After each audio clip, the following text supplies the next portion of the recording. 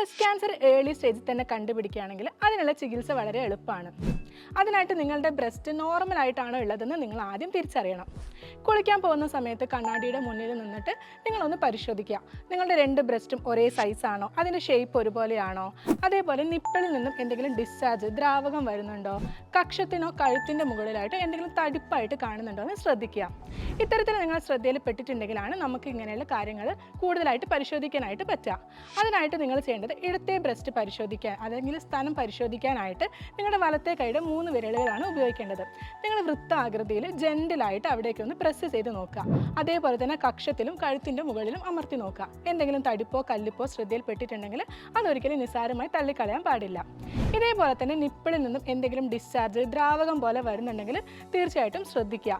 Blood വരിക, രക്തം വരിക, അല്ലെങ്കിൽ അവിടെ എന്തെങ്കിലും ചൊറിച്ചലോ കുത്തുകുത്ത് പോലെ പാടുകളോ കാണുന്നുണ്ടെങ്കിൽ ശ്രദ്ധിക്കുക.